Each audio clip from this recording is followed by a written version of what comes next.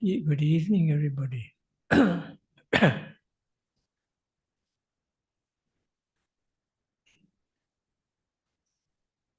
This evening, I will just give a talk on more simple things.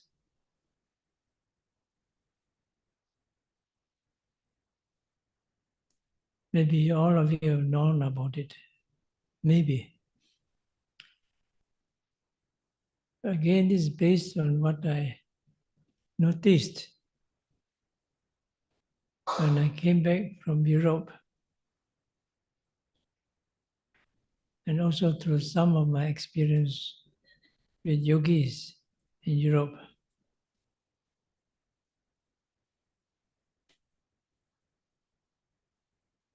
The topic can be something of this nature.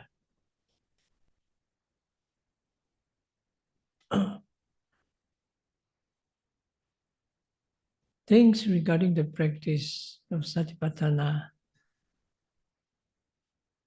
which might not have been explained to you sufficiently. And that would be a shortcoming to your practice. Something along that line.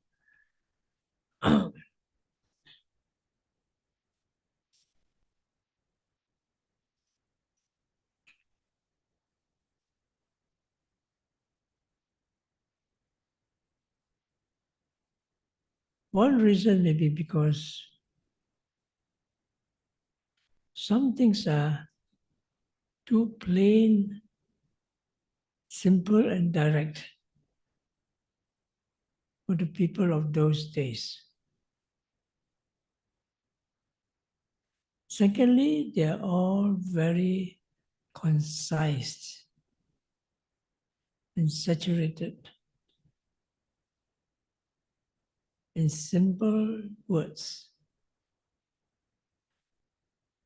That was what the nature of it also in the early Buddhism.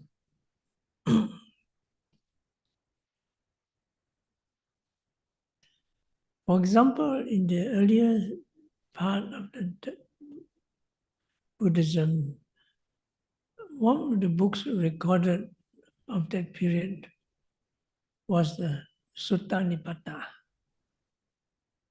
I don't know what they translated in English. Do anybody know? Sutta. One translation is woven cadences. Well, it's very poetic. So anyway, somebody asked me, what is my favorite book in the Tipitaka?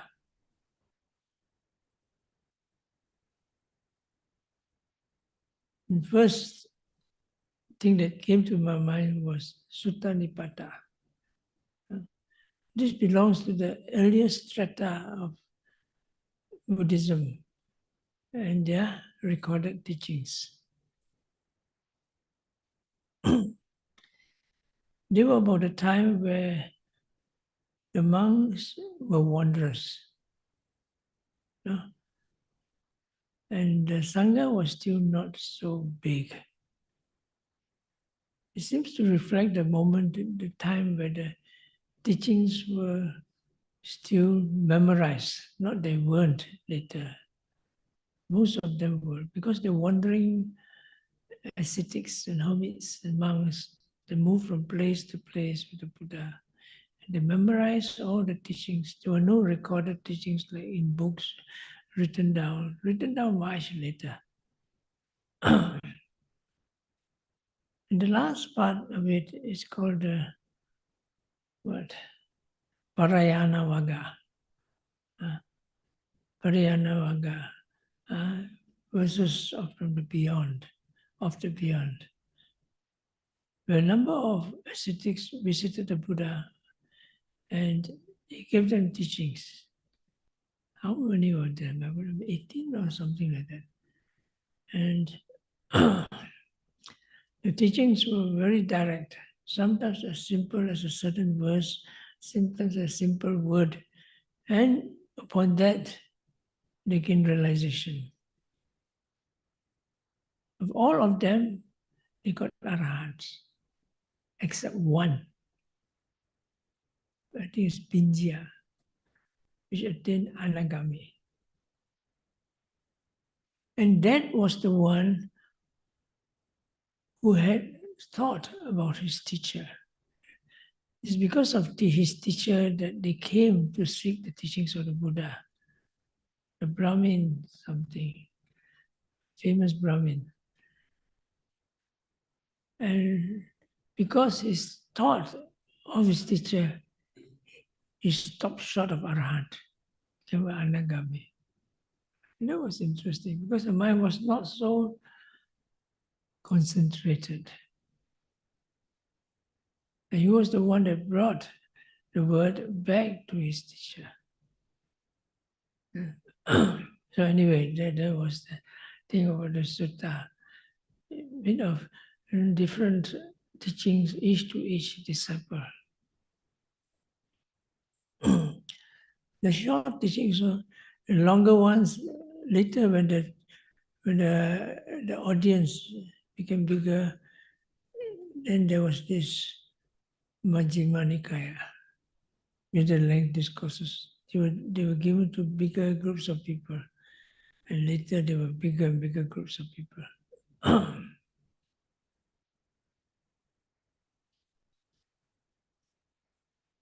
The day before, evening before, I already said something of some simple words that need to be clearly understood, and I hope I did give some explanation to it, such as mindfulness. Yeah, we hear this word mindfulness so much, but how many people really understood the length and breadth and depth of this word, mindfulness?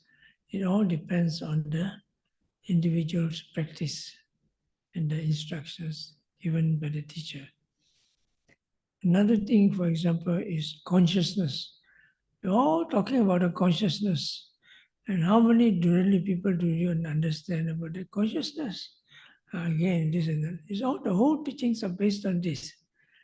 And you find that the definitions given are people from the Atthakatha, even that is the earlier, already the Tipikataka was in extent. And they were also very direct and simple. And even that is misunderstood. So it says so much about the importance of the experience in practice and of the time between then and now. So many things have changed in terms of the understanding and the culture and so forth. I'm not going to talk anymore much unless you ask about the consciousness and the mind. Yeah, you all know about the consciousness and the mind? I'm sure you know something.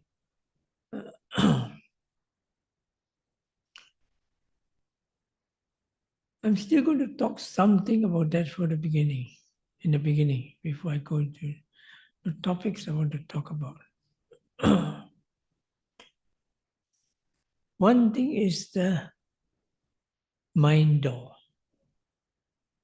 Now the mind door, as you know, is one of the 6 sense doors. Eye door, ear door, nose door, tongue door, body door, and the mind door. The first 5 doors are the 5 sense doors. They are materiality, rupa. Okay? Eye base, the eye door is the eye base, ear door is the ear base, nose door is the nose door, tongue door is the tongue door, body door is the body base. Correct? Yes? Maybe. Now there's a difference between the door and the base. Okay? The eye door and the eye base, is it the same thing? No. The eye door is the eye base. The same. But of course, when you say the eye door and the eye is not the flesh eye. And that's something else. No? The flesh eye is connected with the eye door, but not the eye base. It's not the flesh eye. It's a sensitive base. The sensitivity that gives rise, the condition that gives rise to the reception of the eye object. It is something that is karmically derived. Something abstract in a modern sense. So anyway, we're not talking about that. No, it is too much Abhidhamma. We're not undergoing Abhidhamma class. Anyway, this is Abhidhamma, second page. We're still talking about Abhidhamma, first page. Now what we are talking more is the mind door. Is mind door the mind base? No. The mind door and the mind base is different. Mano dwara, mano dhatu, mano vijnana dhatu. This comes under the triplets of the ayatana. Now the mind door is the avenue, the condition whereby mind objects arise. Of course, the mind object arises from so many causes. But we're talking of the main thing, they're talking in terms of the ayatanas, basis. Right? So what is the mind base? No, mind door. The mind door is the bhavanga citta. You know of the bhavanga citta? The life continuum. The mind door is not a materiality. The mind door is mentality, nama. It's the consciousness which is given rise to our this birth in human life. It's the first consciousness that comes about in one existence. This is called the bhavanga citta, the life continuum, that consciousness that maintains the continuity of one existence.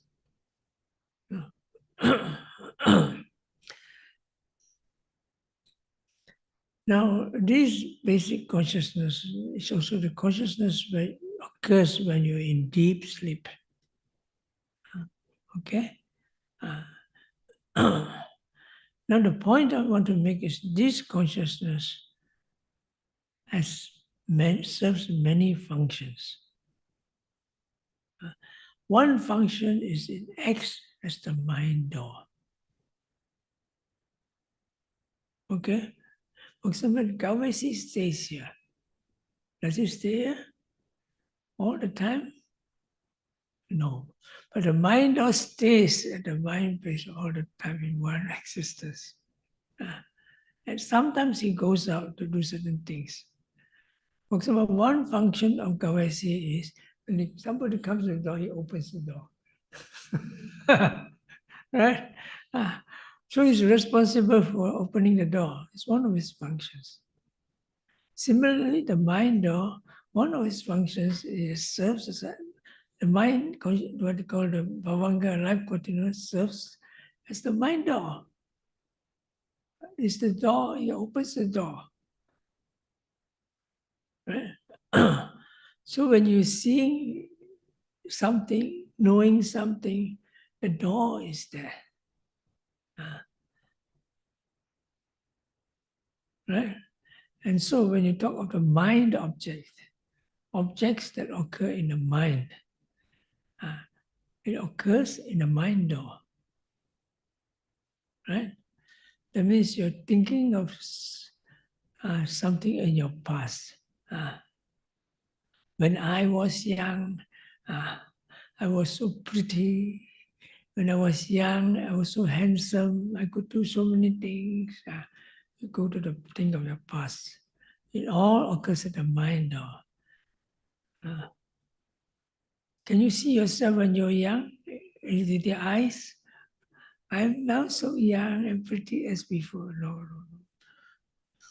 no, no. Or you're having dreams. When you're dreaming of something, it occurs at the mind door. It does not occur at the five sense doors. All right? Is that understandable? Yeah, I'm sure you all know you're all old in the game of meditation. You should. I'm talking in case there's some people that don't, especially at the Zoom. This is what happened because this is a very important basis of the practice and the progress in the practice. I was teaching in Canada. Don't ask me how I got there. It's quite a complicated nature. I'm not going there anymore, although it's a very nice place. So I went to this place and held a retreat there. That place is a Tibetan center.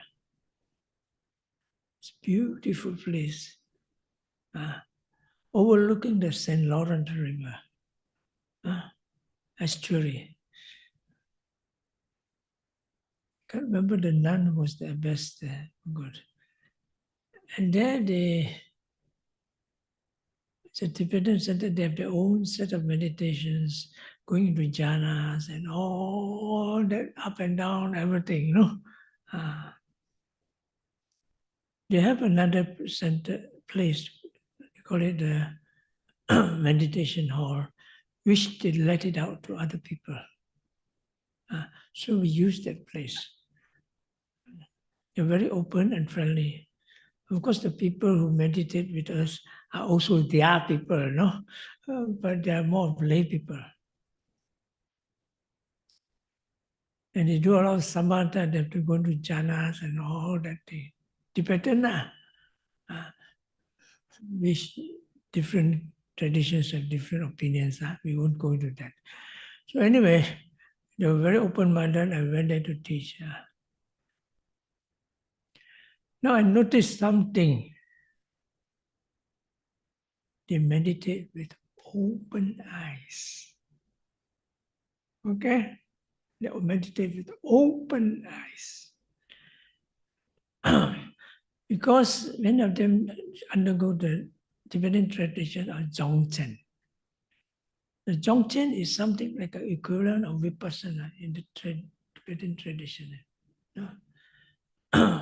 And a practice among them is they meditate with open eyes. And so many of our students also came and they do that type of meditation. Of course, we don't say they're doing wrong. No, it's not my business. If you come to other places, someone once said, you go in the glass house, you don't throw stones. So I teach them. So I told them, look, I have no objections about you opening your eyes. But when you practice vipassana, you close your eyes. Okay? The simple reason, because you open your eyes, you're distracted and you have to concentrate. You get into deeper concentration when you close your eyes. That's what I do. When you go there and practice the meditation, you can open your eyes according to instructions. Please don't tell them I told you you must close your eyes. Okay? It's okay to say that in the West. They're very frank. As long as you're fair enough and you give your good reasons, they accept you. They're not prejudiced. They're very open-minded.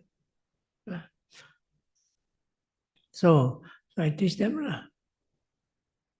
Now, what happened is the word got around. The main center. And they asked me to give instructions. Actually, they were impressed by my talks and so on. Some of them come over to listen. So I went there and started giving them basic instructions, what we do, inform them, and so on. And we went through some kind of meditation session for half an hour and so on.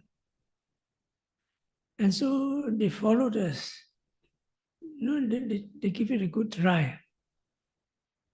Down there in the group, there were all the monks and nuns, The Tibetan monks and nuns were all there. Of course, they're all Westerners. So the practice, when asked as a result of the practice, the guided meditation, how do you feel? Have you any other questions to ask? That's where I discovered they know that we are practicing with closed eyes. Of course, what do you expect, And then during that time, the monks and nuns also practiced with closed eyes, according to instructions.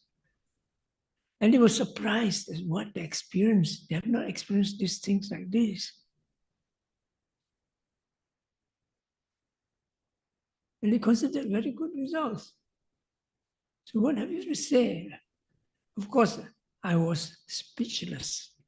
I didn't want to ask, how come you close your eyes?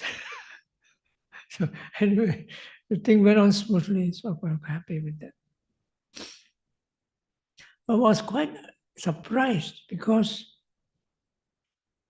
when you go into deeper concentration, as we learn from experience and from Abhidhamma processes, all deeper concentrations occur at the mind door.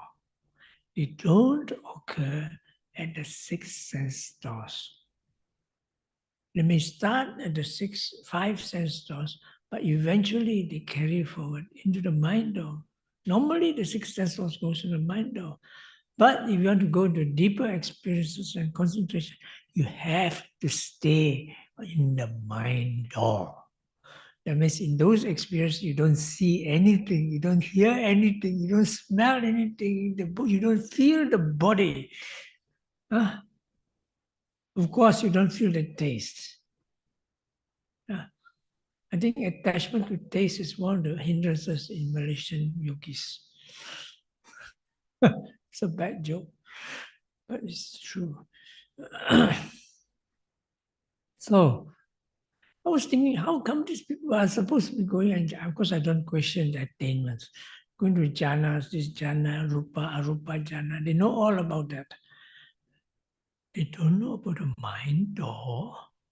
Huh? For example, somebody asks you to take go on to see the Phantom Opera in New York Broadway, in Broadway, New York itself.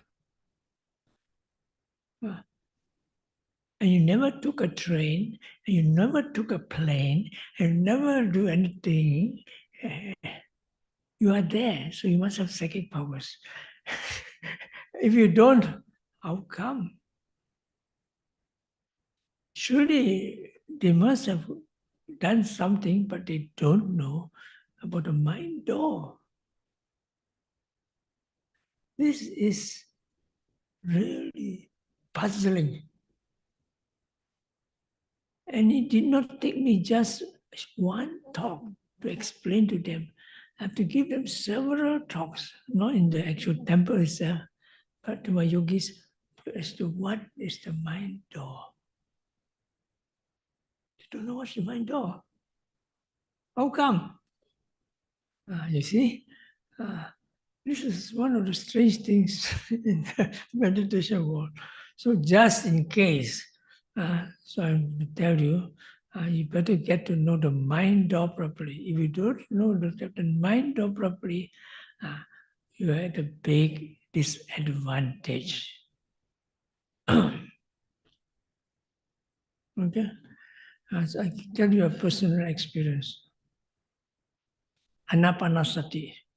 As far as I know, I tried almost all the samatha objects, the 40 samatha objects. I tried almost all of them.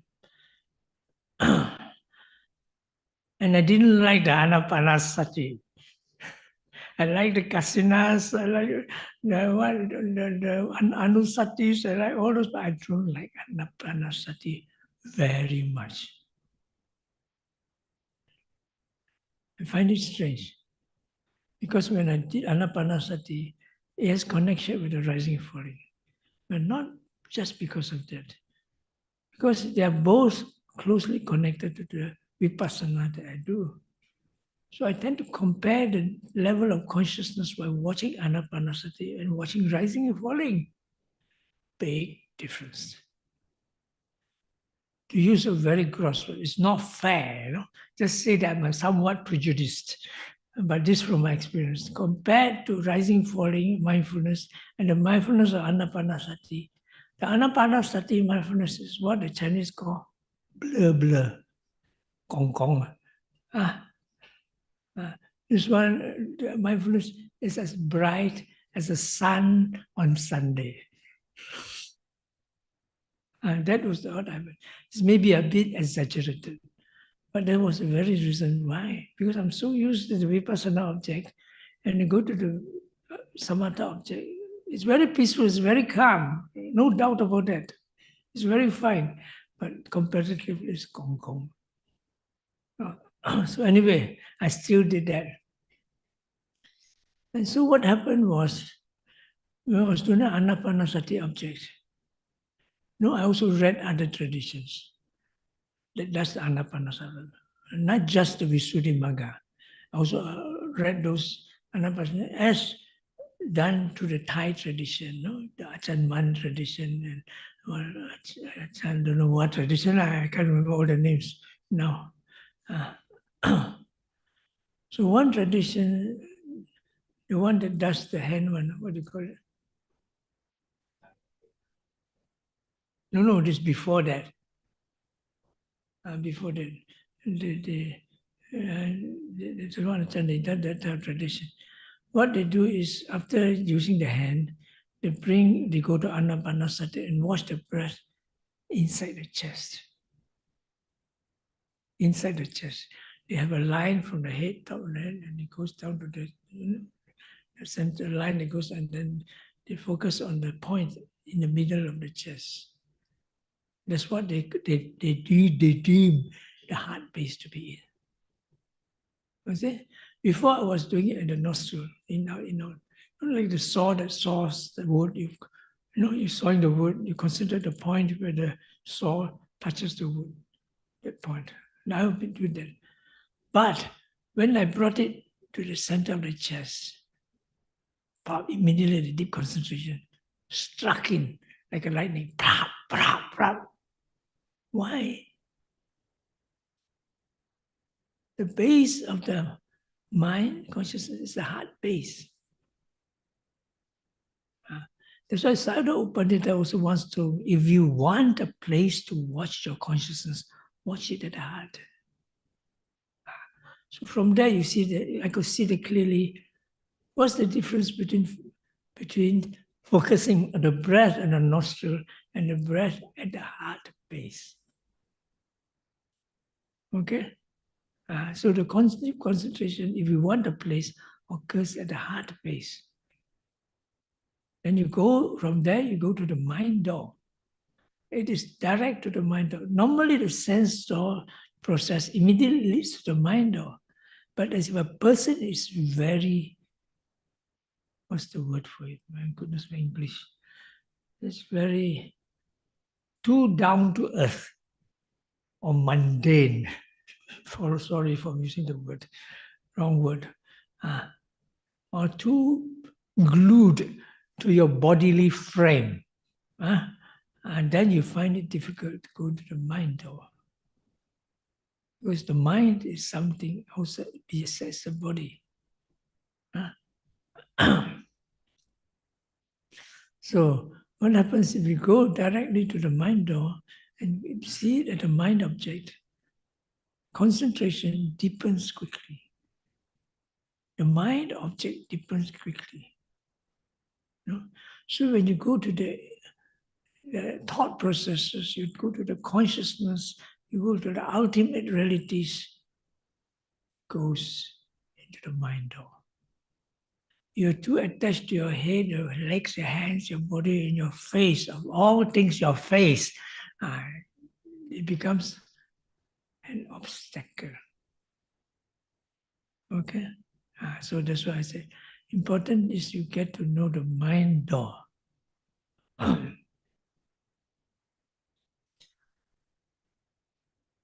Now the second thing about connected with the mind door. What is it?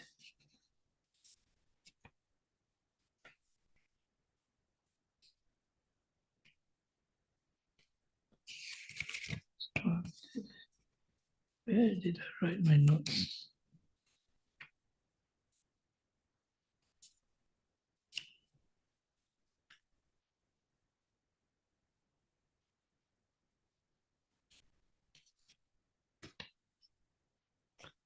Something connected with the mind.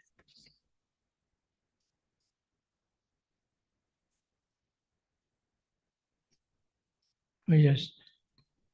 The mind door, the consciousness, and the mind objects. You need to differentiate between these three things.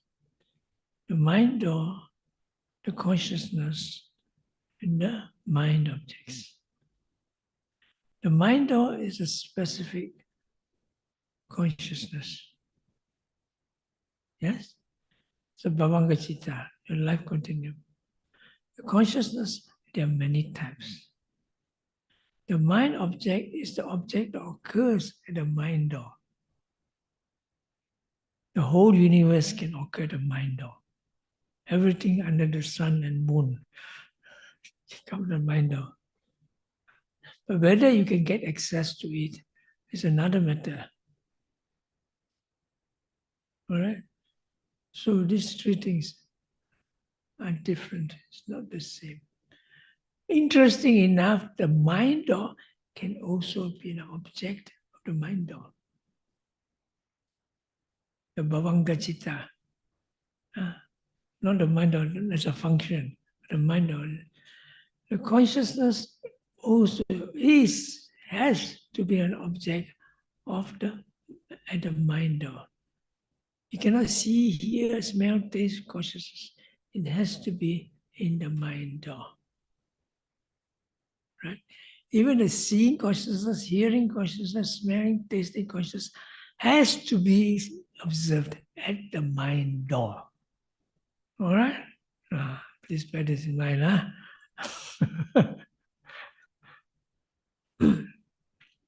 But you're not going to observe all the consciousness. We are going to this later because one of the things seldom talked about is the Cittanupassana, consciousness, mindfulness of consciousness. This is also a very important part of Vipassana. But because not many people talk about it, not many people hear about it, so often there's a lot of misunderstanding. So anyway, so these are the mind object, of course. You don't, so many mind objects, only you do the selected mind objects. And you know, concepts are also mind objects. These complicate things. When you do Vipassana, as I said, your Vipassana object is a Paramatha, Dhamma, ultimate realities. Those concepts should not come in, although you cannot avoid it in the beginning. For example, you watch Rising Falling, you have the idea of the stomach there. No. The idea of the stomach should not be there. Then you're living to what the Sri Lankan criticism. You're doing belly bhavana. You know what's belly bhavana? Stomach meditation. Who's the best in belly bhavana? The belly dancers. So anyway, so that shouldn't, but in the beginning it has to be there. Otherwise people cannot understand what you're talking about. But later, you know, you're not supposed to watch the stomach. It's not the stomach that we're meditating on. We're watching on the wind element, they say. The wind element is only one of the elements there. You're watching physical sensations, bodily sensations. Wind element, yes. But not many people get clear perception of wind element. They know movement. When you watch moon movement, it's a process, primarily of the wind element. But you don't see the characteristic of the wind element very clearly in the beginning. But it's okay, you got to start somewhere, no? So you follow it. Okay, the wind element, by right, you will see the moment you see it, the moment it disappears.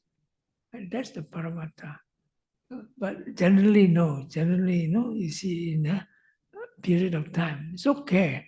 But with proper sequential instructions, you should be able to arrive at it without too much fuss. So now we are talking about the mind, the mind consciousness, and the mind objects. These three come together. In the beginning, your mind object is primarily rupa, rising, falling. That simplifies a lot of things. That simplifies a lot of things in the beginning. You know, rising, falling. Where's your rising, falling? Right step, left step. You cannot do that. Something wrong with you. No. But Malaysians a bit more complete. Sometimes they can't get rising and falling. So sometimes these Burmese teachers, when you see them, they don't understand why you cannot get rising and falling. That's why they insist on it. But we are not Burmese, by the way. So anyway, that's how things go. These are called meditation hazards for the beginner. So we limit ourselves to certain objects, and slowly we direct your mind to those objects. And in the body, with the bodily sensations, and after that, the bodily material elements.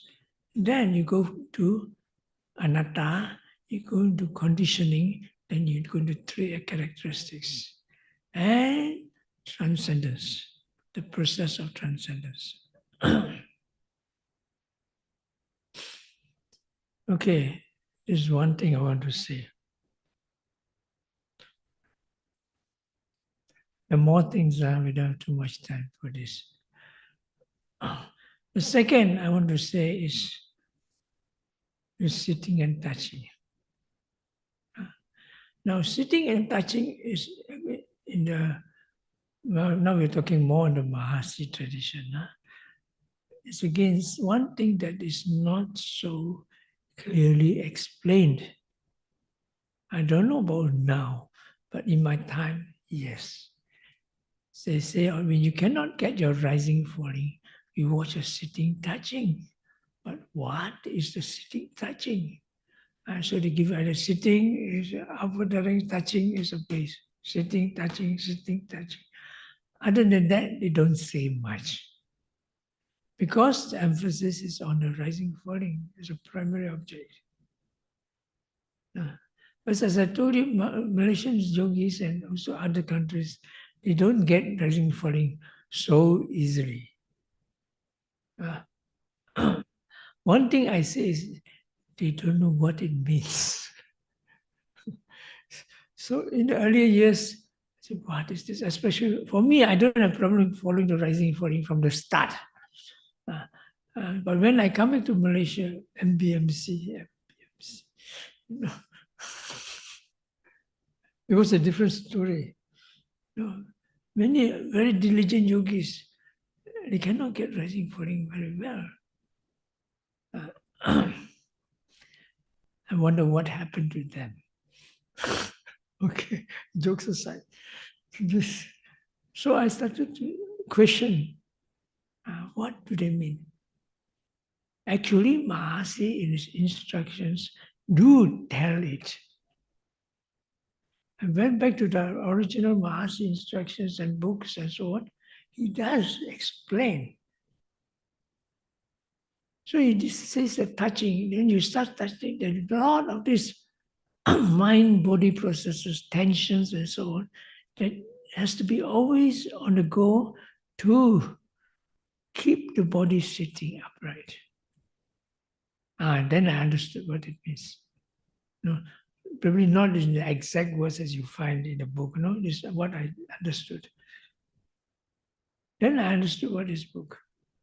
There are two things, sitting and touching. Touching are the sensations that occur on the surface of the body. Fair enough. Sitting refers to the sensations that occur in the inside of the body. Right? When there's a muscle tension, you know, don't you? You can feel it. Your tension inside your head, you know there's a tension in your head. When the knee pain, you know knee pain, and of course pain itself is not materiality. But the tension of the knee, stretching, pulling, squeezing, and that is Vayu Dhatu, is a wind element. So I conclude that sitting, touching. Touching refers to sensations that occur at the surface of the body. And sitting refers to the sensations that occur internal in the muscular and osteomuscular structure in the body. Those are material qualities. But they are influenced by the mind. So technically they are what? Citta Jarupa, Kama Jarupa. Mind matter, karmic derived matter, including Utu Jarupa, seasonal derived matter. Yeah? Including Aharaja derived matter, the four derivations of matter. So they are there, very clear if you watch them. So sitting, touching. But of course, beginning you watch the more obvious one. The more obvious one of the touching would be the buttocks or the hands touching. The most obvious one. And the sitting, the most obvious one would be where the tension is strongest. That maintain the arm repose, the spine, especially at the base. There's tension. Sitting, touching, sitting, touching. But because it is not used as a primary object, people don't use it so often. So they don't develop. You put a little more effort into it, they develop, and they're very clear. And because they're ever present, they can be much clearer and stabler than the rising falling. It's what Sayadaw Pandita taught. I learned from Sayadaw Pandita. Because you're talking about a directed and a non-directed awareness. And this is another thing. We don't have time to go into this. Directed awareness is when you want to, where is the rising falling? And you direct your mind at the rising falling. Undirected awareness, you don't direct it to the object. It occurs spontaneously. You watch rising falling, pain comes. You don't direct your pain, but the mind runs there. It's undirected awareness. Okay? So he says that in the beginning, usually we use the directed awareness. Later, the undirected awareness is more stable. This from the Sayadaw's mouth. Because in the beginning, we have to build up the concentration. Without concentration, we cannot do anything. You ask the person, sit and watch your consciousness, his mind will go all over the place. Unless they have samatha before. That's a different thing. So, you need the basic concentration. So you go into directed awareness and you choose a gross object, rising, falling is a gross object, and you choose the object that is suitable for the building of insight. The rising, falling object is more suitable for a beginner to build insight than the anapana object. This is a matter of fact. I'm not against anapana. So you see, but because this sitting, touching object is not emphasized what to do that, it's not being developed. So this is what happened to me in Europe. When I first went to Europe, my first students were mountain climbers. Okay? In Switzerland, you want to win girls' hearts, You have to climb mountains. You don't climb mountains, you are no macho. You're not fit for them. And I'm overemphasizing things, but generally that's the idea. You know? So my students are mountain climbers. They climbed out to Mount Eiger, North Face. Have you heard of that? North Face, the mountains like that. North Face. The North Face is facing the north and it's almost perpendicular. They climb out there and they ski down. This type of people. So anyway, 我唔制話啊，後面嚟我假咯。So okay lah. They were nice people, very nice people. And so when I asked them to watch the rising falling, disaster. Disaster. Why? Because these people are so goal-orientated. When you ask them what is happening, all their heart and mind and soul will zoom into there, you know. There's no work, no mindfulness, only concentration. Give you an example. When I take a walk with them, after that he disappeared. Where are you? There was a rock across. Suddenly he was on the top of the rock. Why? Because this is obsession. When you see a rock, they boom, they go there, you know. When you go for walks, you go for 1, 2, 3 hours, nothing to them, boring to them. You want to walk for 3 hours, you run for 6 hours. That's how people are. So she was the moisturizing point. You know, they get so tense and they cannot, it doesn't work that way. So I asked them, what's sitting touching? They start looking at this sitting touching and so many places to run about, and they're comfortable. And they can feel the objects and they're quite happy. And slowly learn to direct them. And because the concentration on sitting touching is quite good. So why should you go to rising falling? You see? We're on Vipassana. We're not stuck to the rising falling. Not me, at least.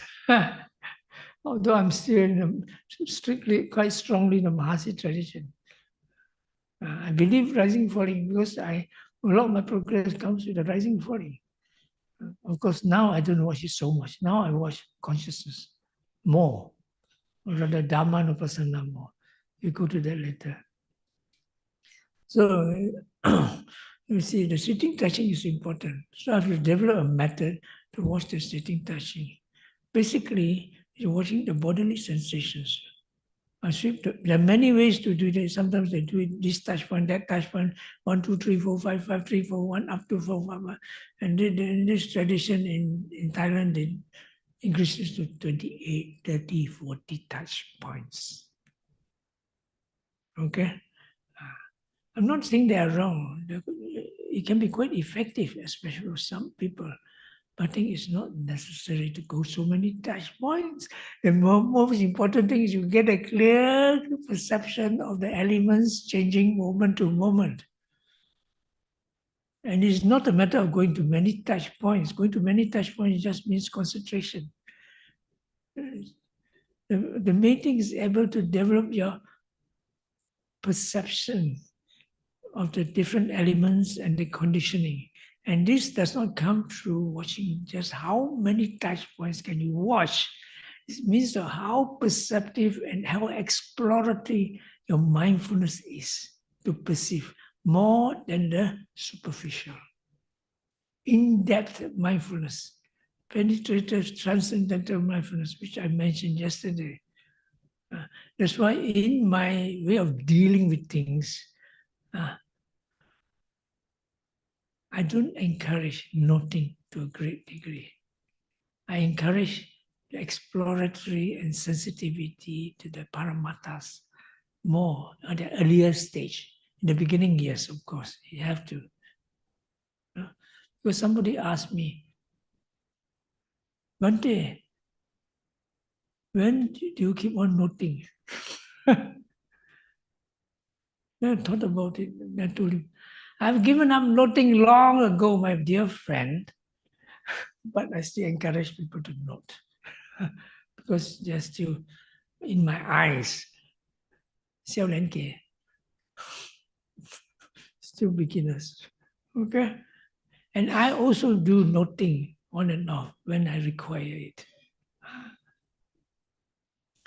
So that was it. So when you see sensations, I ask you to go into the sensation, let the mind go in, explore, experience the sensations as clearly as much as you can.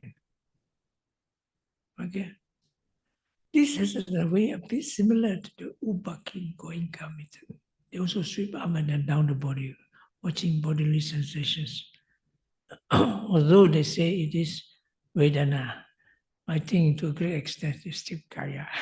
The material sensations, qualities, not feelings. So anyway, but they keep going up and down the body. In my way of looking at things, when you see a sensations, a group of sensations, stay with it as long as you can. Then it develops concentration. You keep going up and down all the time, concentration is slow to develop.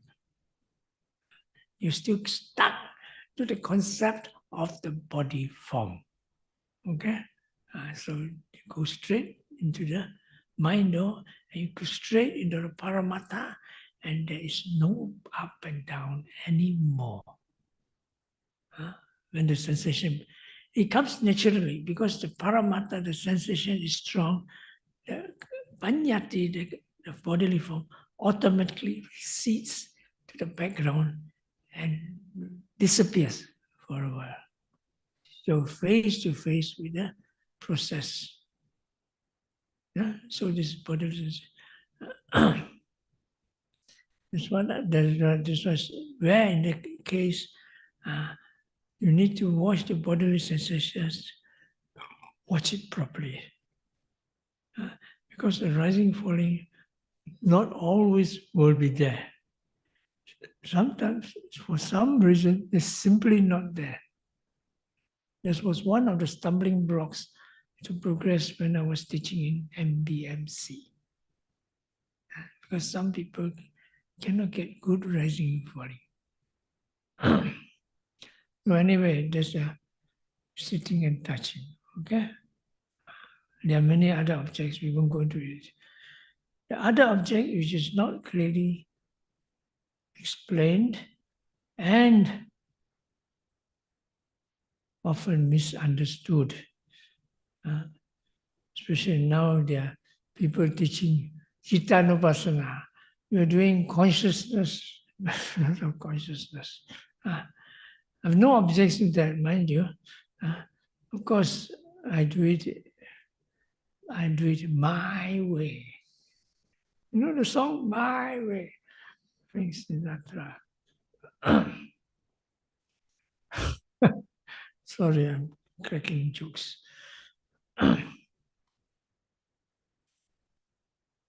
Now, Cittanupassana, you've heard of it, mindfulness of consciousness. So similarly, you must know what it means when you say consciousness before you make it as an object of your mind. And now we come back to the thing about consciousness. Mind or the consciousness, the mind object, we add one more, satu lagi, mental states, cetasika. Okay? One is mano dvara, citta, or vijnana, whichever you call it, dhamma, aramana, Pali word, and cetasika. When you watch consciousness as the main object, primary object, Cittanupassana, cetasika comes to play a big part. You learn Abhidhamma before, then you should learn this. Abhidhamma, page 1. line 1. This one. A, B, C. This Citta, Cetasika, Rupa, Nibbana. Okay.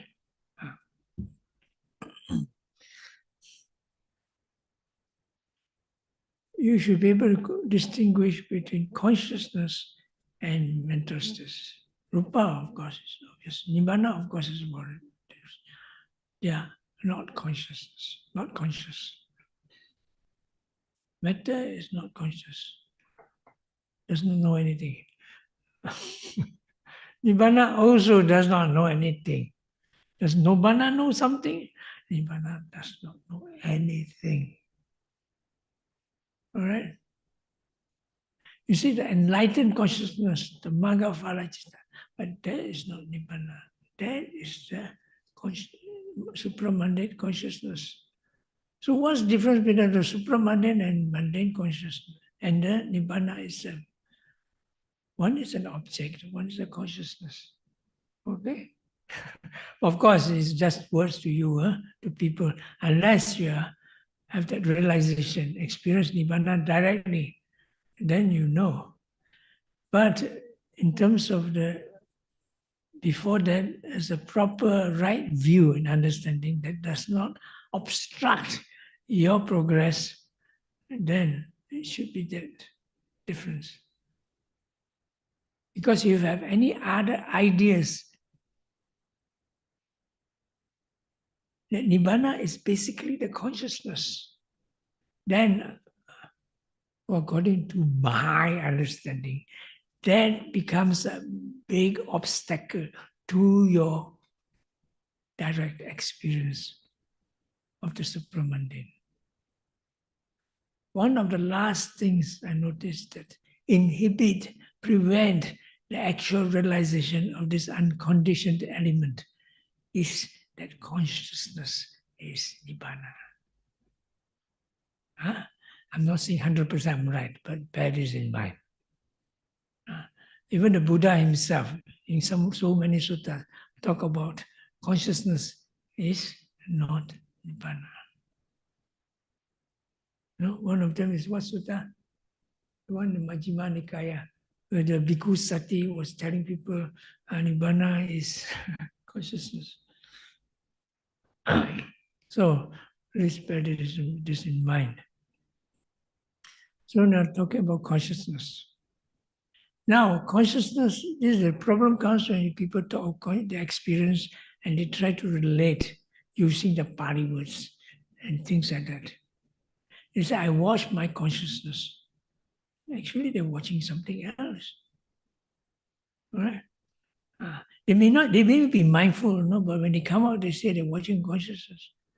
They may not be watching consciousness, they're watching mental states. When you watch anger, like fire burning, mindful, and it passes away. What are you watching? The consciousness? Are you watching the mental state? You're watching the mental state. You're not watching the consciousness. Okay? There is a difference.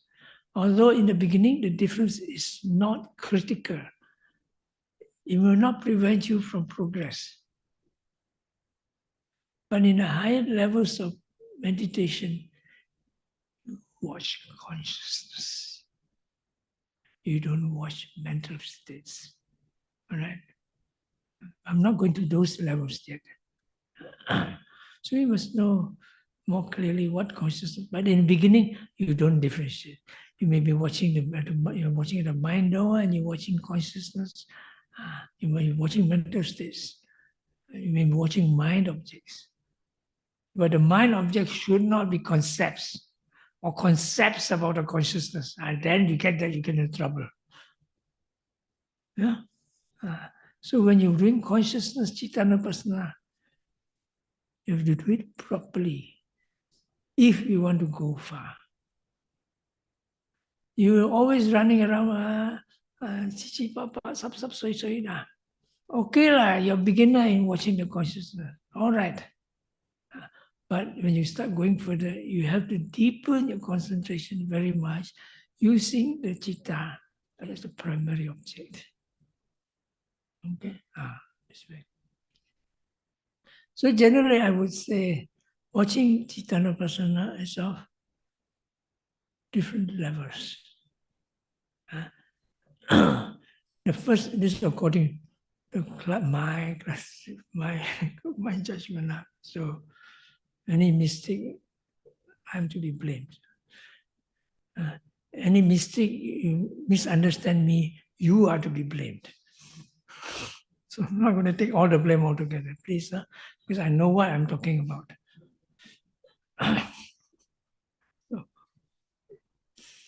So the first level is on the Salayatana level, the six sense bases.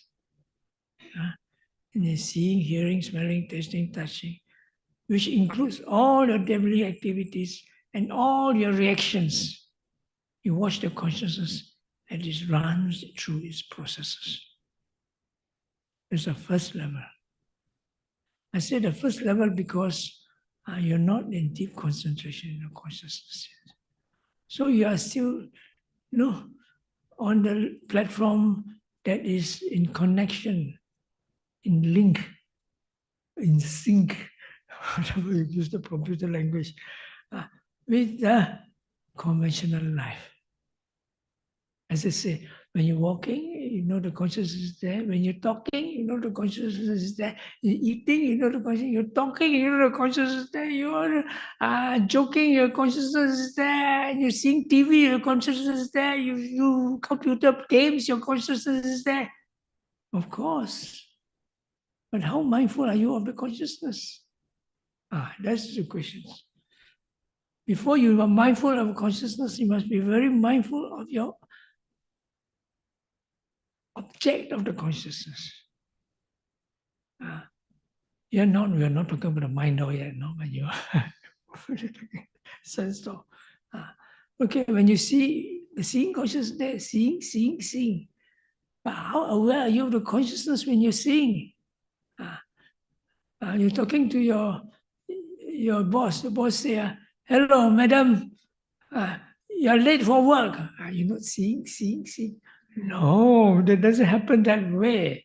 You're watching your boss, you're watching at your idol, and you're looking at the eye concept, which is a compact object of different forms and shapes jumbled together and idea. What makes it also important is your boss.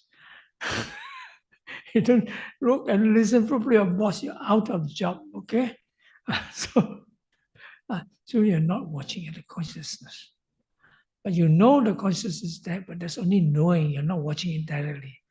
But probably when when you start getting worried, at first you're mindful, but when after that you're being threatened, you get worried and you get fearful, and they say, fear. Anger. You have been wrongly accused. Anger. Are you watching consciousness at the time? No, you're watching mental state of fear and anger. When fear and anger arises, if it doesn't disappear immediately, you're not mindful enough. So your fear and anger grows and you become a trauma. So you are not practicing Satipaṭṭhāna. So to give you an idea, that's why I call it the first level. First level is, that means you can go through the five sense objects. At the same time, you know clearly that you're watching also consciousness, at least to some degree. For example, you're sitting meditation, watching rising, falling, and you're watching consciousness of rising, falling, consciousness, and the rising, falling, you're just not knowing. Then the sound object, bang, you can see the mind jumping to the sound. Pop, the mind is facing the sound, hits with the sound. And then you're watching Satipaṭṭhāna. But when the sound becomes strong, it becomes the ear object. It's actually Dhammanupassana. You're not watching the consciousness. You're watching the consciousness, you're actually watching consciousness, ear process, not the hearing consciousness, the ear process, vibrating. The hearing process and the ear consciousness together vibrates at a very strong speed. The sound becomes secondary. And then you're watching hearing consciousness directly. But it's okay. In the beginning, we have to start somewhere. The important thing is the mindfulness that is continuous. And it goes through the various doors. Sometimes you can feel the consciousness is there after sometimes of watching consciousness. But that's why I say it's the first phase. Then later, when consciousness becomes more obvious, then it goes to the second part, according to my classification. The second part is the Satipaṭṭhāna. According to the Satipaṭṭhāna, Cittanupassana Pabba section. There it talks about consciousness, craving consciousness as it rises, when there is the consciousness without craving, and so on. Raga, ragang, saraga cittang, vitaraga cittang, sadosa cittang, vitaro, dosa cittang, moha cittang, vitamoha cittang. This first. And sankita cittang, vikita cittang refers to the consciousness all with defilements, and after it has ceased without defilements. Here, for example, saraga citta, consciousness with craving. Vitaraga citta, without craving. Here, consciousness with craving. We're talking about the consciousness, not the craving. It's not the raga, craving, or lust. Citta is a different word. Saraga citta, consciousness with lust. So we are talking primarily of the consciousness, not the lust. The lust gives rise to this consciousness in terms of its specific quality. This is not the same as the consciousness without lust, which is the consciousness with mindfulness. See, consciousness of lust, no lust. You're working on the basis of the consciousness, not the lust or no lust. Lust or not no lust makes you see the difference between the two. And so you see the anatta and non-self between the two. The main point of insight in watching consciousness is the anatta. Because people usually identify themselves with the consciousness with atta. That's why they tell you that consciousness is nibbana. Wrong view. Serious, no? Serious, wrong view. What they experience is, I don't know. It's their business, no? I'm not a teacher, I don't know, it's their business. There's one person like that recently in Kuantan, so I hammered her head. Not literally, no. Mentally. If I'm a Zen master, I would. But I'm not a Zen master, so.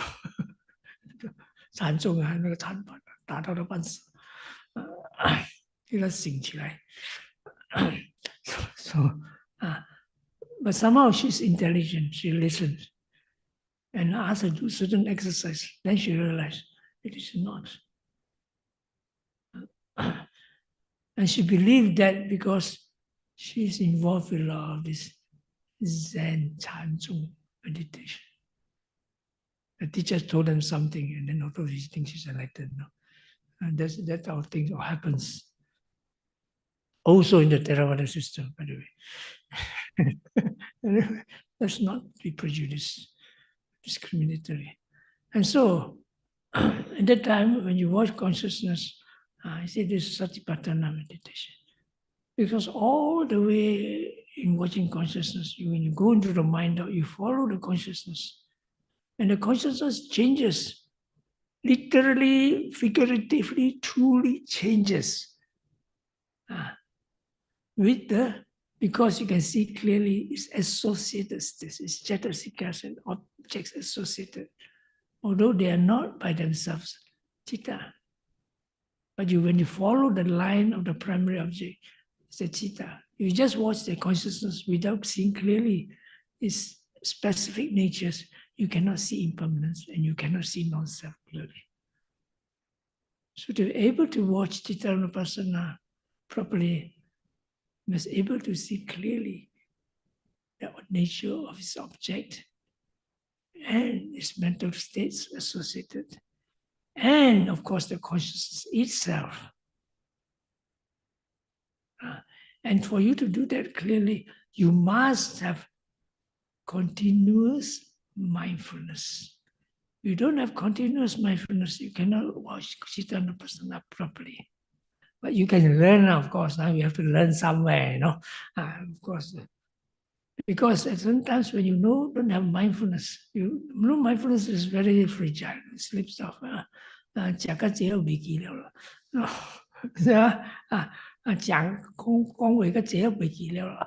So it slips off. When it slips off, and you're supposed to be watching chitta, and you don't have mindfulness, how can you be watching consciousness mindfully when you don't have mindfulness? You don't know that you don't know. How? So you must have a strong momentum of mindfulness develop. Then you can make your vision satisfactorily. Then you can proceed to the other objects of Satipaṭṭhāna.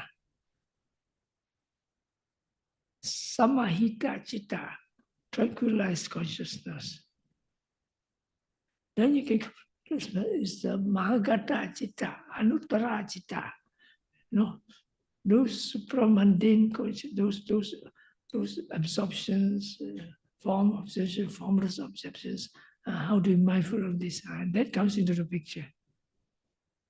That is another problem, because if a person goes in deep concentration in jhanas, many often mistake it as the supramundane consciousness, nibbana. That's why they come up with the idea that consciousness is nibbana. But they actually may be in the jhanic states. Because in the absorptions, when you go in, there's only just consciousness. It's so peaceful. You see? And then people want it badly, They want to be free from samsara. It's understandable. So they jump into it and, got it, I got it. So the training of Citta-Vipassana, especially in the later stage, is critical. In the beginning, it is necessary to maintain the continuity of mindfulness. And you do Satipaṭṭhāna, Vipassana long time. Sooner or later, you will have to watch consciousness for some time. You can still progress, but you have a disadvantage.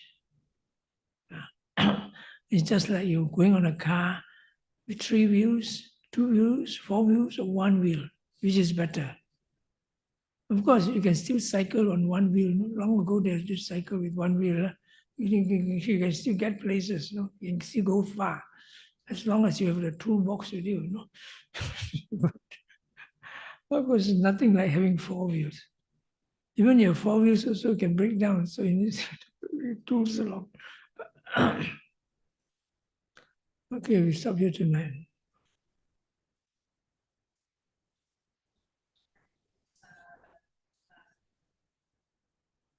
So, any questions?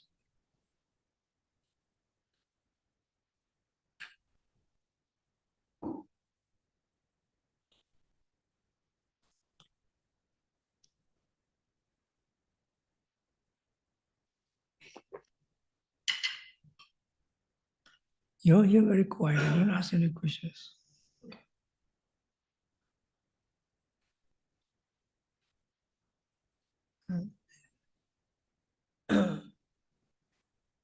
Any questions in the Zoom?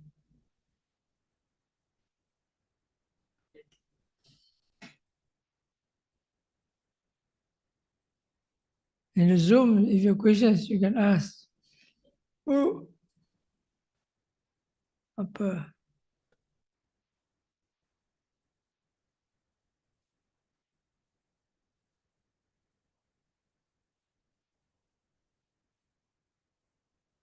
In Europe, I would say domanda. Domanda means questions. Frage in German. There usually they will have questions, no? Because they are in that culture to ask questions.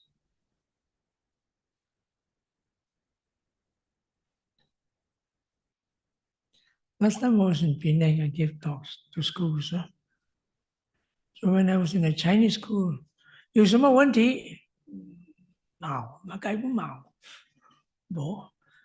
When I was in an English speaking school, like St. Xavier's, a lot of questions asked. I have so many hands up. So that's the culture. There's one question. Yes. May I know when we watch consciousness, what is the first thing we observe? Good question. Now there are two questions here. When do we watch consciousness? Then second question. May I know when we watch consciousness, what is the first thing we observe? What is the first thing we observe? And there are actually two questions there. When do we watch consciousness? The moment you are taught to. The moment you're told to watch consciousness, then when you watch consciousness, the important thing is how to watch it. How to watch it. Of course, when you talk of watching consciousness, it's a very general question. But when you're talking of watching consciousness as a primary object, as a main object, which you attend to it for some time, at least, then there's a different thing. There's certain basic conditions to fulfill. One, as I mentioned just now, is you have developed an automatic, continuous mindfulness. Then you can make use of consciousness as a primary object for some time because you won't stray away from mindfulness. Secondly, what object do you use? That's when the question comes in. In the ordinary sense, that when you're taught to watch consciousness, whenever you need to, that means it's the important one. Thinking, sleepy. Because in the beginning, you don't differentiate between consciousness and mental states. You can't anyway. So the most important thing is when you are having the hindrances, as soon as they arise. Secondly, the next thing would be your intentions. Okay, these are the two important things at the beginning. Now, in terms of the Cittanupassana, of course, the first one is, of course, the what? You don't choose your object. When the object is there, you know it. Yeah. And of course, the Cittanupassana, first, you have as a continuous mindfulness. That means you must have been already good in watching the hindrances, the defilements, the moment it arises. Yeah? When that is satisfied, which also means that you know the difference between whether you're mindful or not mindful. So when you're watching consciousness proper in terms of Cittanupassana, in terms of primary object, then a mindful consciousness. Okay? Which means the mindful consciousness in the presence. Better still, the consciousness with vipassana mindfulness that we are talking about. That is your first object to start with.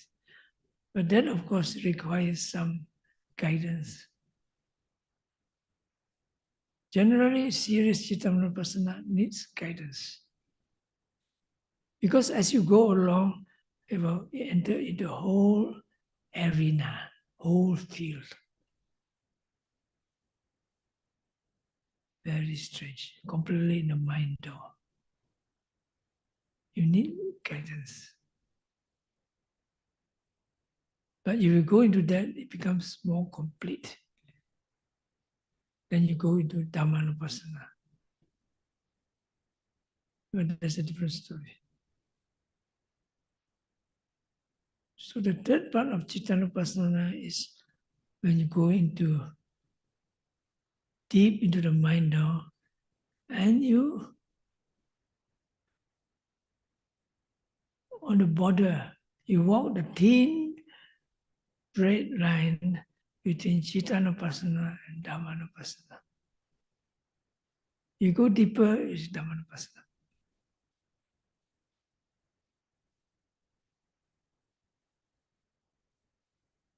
Okay? The border between the different dhammas, phenomena, become very thin. And you rely on the awareness of the citta to keep you on track. You go to other dhammas, phenomena. You're going to the side lanes of the labyrinth. Because when that starts happening, we pull them back to the kaya, the body, rising, falling, sitting, touching. Don't watch the mind. Stay there with your rising, falling. The Chinese say, say to move.